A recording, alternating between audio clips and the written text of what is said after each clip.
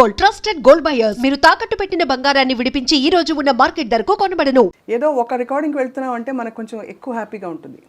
అలా ఎవరి రికార్డింగ్కి వెళ్తున్నప్పుడు మీరు అరే వాడు ఏం పాట వస్తుంది, ఈ గమకం మనం ఇంకా బాగా వెళ్దామని అలా అలా ఉంటుంది కదా. అది హ్యాపీనెస్ కాదు, టెన్షన్స్ వస్తుంది. టెన్షన్ కొన్ని మ్యూజిక్ డైరెక్టర్స్ దగ్గర వెళ్తున్నప్పుడు ఈ రోజు ఎలాంటి పాట వస్తుందో మనకు అది నా గాత్రంలో రావాలి, మ్యూజిక్ డైరెక్టర్ని సాటిస్ఫై చేయాలి అని ఒక పెద్ద ఇది ఉంది కదా. సో అది కొన్ని మ్యూజిక్ డైరెక్టర్స్ దగ్గర వెళ్తున్నప్పుడు ఆ భయం ఉంటుంది. ఎవరెవరు? అదే ఇళయరాజా గారు, శరత్ గారు అయితే అసలు ముందు అర్థం అవడానికి ఓ రోజు పడుతుంది మాకు వినడానికి. అలా సమ్ టైమ్స్ ఒక సాంగ్ అలా అయ్యింది నాకు, అది సాయి ఏది బేసిక్ సాయి ఏది అని తెలియకుండా ఒక పాట పాడాను శరత్ గారికి. ఏ పాట చిత్ర గారు? అది మూవీ నేమ్ సింధూర రేఖ అని. దాంట్లో నోట్స్ ఎక్కడెక్కడో పోతుంది. ప్రణతోస్మి గురువాయుపురేశం ప్రతిదినమను చేత స్మర హరి పాదం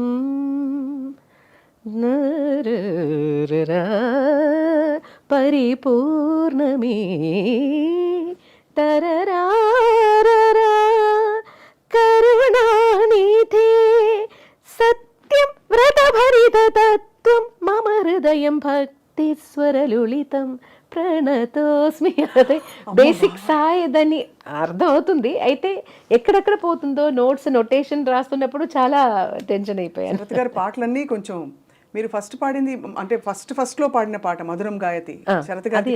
అది ఫస్ట్ కాదు, శరత్ దగ్గర కొన్ని పని చేసిన తర్వాత తీసిన ఆల్బమ్. అదే అసలు అంటే చాలా కష్టమైన పాట. ఆ ఆల్బమ్ లో అన్ని మంచి సాంగ్సే. ఇప్పుడు కూడా అది వింటే చాలా ఫ్రెష్ గా అనిపిస్తుంది. చాలా గొప్ప పాటలు పాడుతూ ఈ క్రమంలో మనం సీనియర్ గాయని మణుల పాటలు ట్రై చేస్తూ ఉంటాం నేర్చుకుంటున్నప్పుడు. నిజంగా కాన్సర్ట్స్ కోసం అని అది కూడా ఇంకొక విషయం కూడా చెప్పాలి. మన లిరిసిస్ట్ వైరముత్తు గారు ముందు నేను కేరళ నుంచి వచ్చాను, కొన్ని తమిళ్ సాంగ్స్ కొన్ని తెలుసు, అయితే బాగా ఎక్కువ పాటలు తెలీదు. సో అప్పుడు వైరముత్తు గారు నాకు సుశీల గారు పాడిన ఒక 2 క్యాసెట్స్ ఇచ్చేసి, ఇది మీరు నేర్చుకొని మీ గొంతులో పాడి నాకు క్యాసెట్ పంపేయండి అని ఇచ్చేశారు. సో అది నాకు ఒక పెద్ద గుడ్ అడ్వైస్ అండ్ గుడ్ అది మంచిది కదా. సో ఒక్కొక్క నాకు టైం దొరికినప్పుడు అన్నీ సుశీల గారి ఏదైనా ఒక పాట ఆ ఆల్బమ్ నుంచి కొత్త సాంగ్స్ రాసేసి అది నా గొంతులో నేను ట్రై చేసి తర్వాత అన్ని సాంగ్స్ పాడేసి నేను వైరముత్తు గారికి పంపించేసాను. సో అది నాకు నా డిక్షన్ ఇంప్రూవ్ చేయడానికి, మ్యూజికాలిటీ ఇంప్రూవ్ చేయడానికి అన్నీ చాలా హెల్ప్ అయ్యింది. అలాగే ఇళయరాజా గారు అడ్వైస్ చేసినది ఎక్స్ప్రెషన్స్ కోసం జానకి అమ్మ సాంగ్స్ విను, దాంట్లో ఒక సిచ్యువేషన్ నేను చెప్తే దానికి ఎలా కావాలో ఆటోమేటిక్గా అమ్మ ఇస్తున్నారు. I don't have to tell her more. నా మనసులో ఏముందో అది అలాగే అమ్మ పాడతారు అని. సో అప్పుడు అమ్మ పాటలు కూడా చాలా విన్నాను. తర్వాత మలయాళంలో చాలా సాంగ్స్ జానకి అమ్మ ఇద్దరు పాడారు, అయితే కాన్సర్ట్స్ కోసం జానకి అమ్మ సాంగ్స్ చాలా ఎక్కువ నేను ప్రాక్టీస్ చేశాను. సుశీలమ్మ పాటల్లో తెలుగు పాటల్లో ఏమన్నా మీరు ప్రాక్టీస్ చేశారా? పాడనా తెనుగు పాట, అది నేడే ఈనాడే, తర్వాత అలాంటి కొన్ని పాటలు తెలుసు. సుశీలమ్మ గారు ఎంత మెచ్చుకుంటారు చిత్ర గారి పాటని.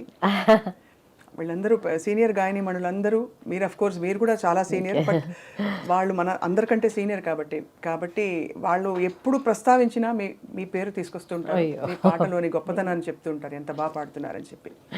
సో గురువుగారు మిమ్మల్ని చూసి చాలా మురిసిపోయి ఉంటారు కదా, మీ పాట విని మీరు ఇంప్రూవ్ అయింది, మీరు పురోగతి సాధించి జీవితం. నేను చెన్నైకి షిఫ్ట్ అయిన తర్వాత అప్పుడప్పుడు ఎప్పుడైనా నాకు టైం దొరుకుతుందో అప్పుడు పోయి నా టీచర్ని మీట్ చేస్తాను.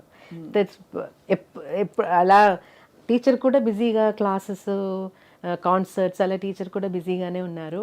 నేను ఊరు వెళ్తున్న టైంలో ఉన్నారంటే వెళ్ళి చూస్తాను. ఏమంటారు మీ పాట విని, మీ సినిమా పాట విని ఏమంటారు? She's always proud. She always all వాళ్ళ టీచర్ బయోడేటాలో కాదంటే అన్ని చోట్ల నా పేరు కూడా రాసింది. సంతోషం. ఎంత గొప్ప జీవితం, ఎంత గొప్ప ప్రయాణం చిత్ర గారు.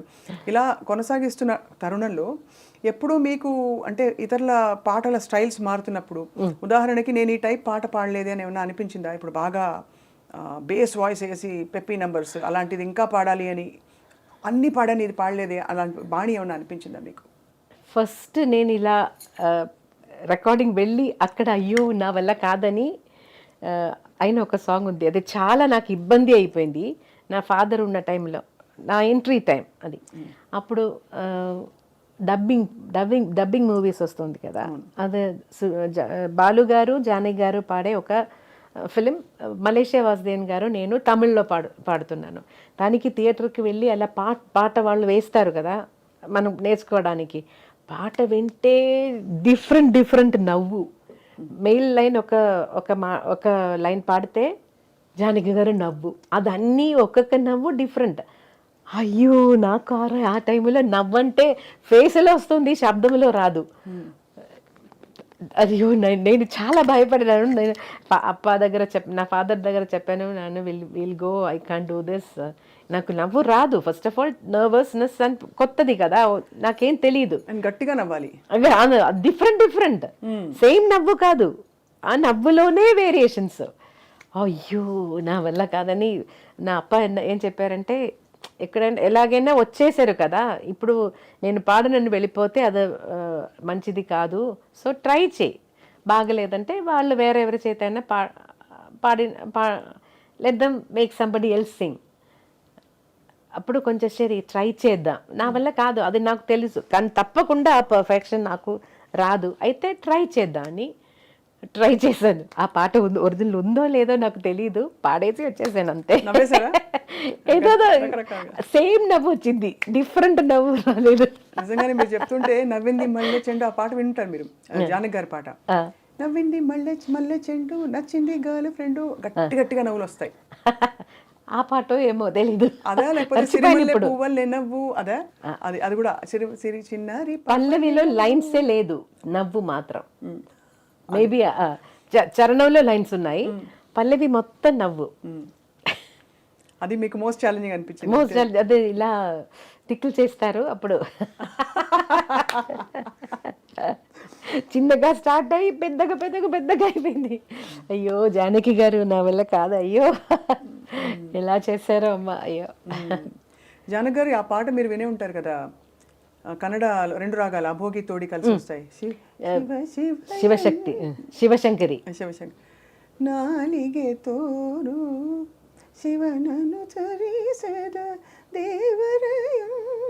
విన్నారా?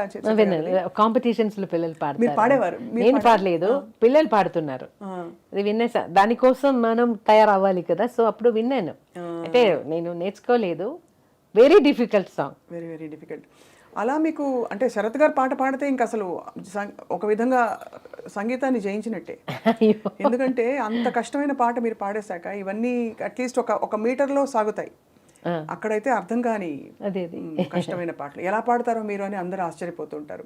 అంటే చాలా గంటలు మీకు అవలీలగా ఇలా టేక్ ఆర్టిస్ట్ మీరు చిత్రగారని కూడా అంటారు. అదేం కాదు, రిహార్సల్స్ కావాలి, తప్పకుండా రిహార్సల్స్ చేసి రికార్డ్ చేస్తాను. అయితే అప్పుడు అన్ని లైవ్ రికార్డింగ్ కాబట్టి ఏదైనా చిన్న మిస్టేక్ వస్తే కూడా అది అలాగే వెళ్ళిపోతుంది. కొన్ని రోజుల తర్వాత వాయిస్ మాత్రం మిక్స్ చేద్దాం అని ఒక ఆపర్చునిటీ వచ్చినప్పుడు ఏదైనా తప్పులు ఉంటే సార్ ఆ లైన్ మాత్రం నేను మళ్ళీ ఒకసారి పాడేస్తానని చెప్పేసాను. అయితే ఇళయరాజా గారు మాత్రం అదే ఒప్పుకోరు. లైవ్లో పాడేశారు కదా, నేను కరెక్షన్స్ అడిగాను.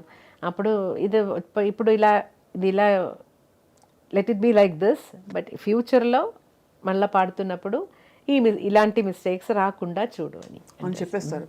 అప్పుడు బాధ లేదా? బాధ కాదు, అదన్నీ అడ్వైసెస్ కదా.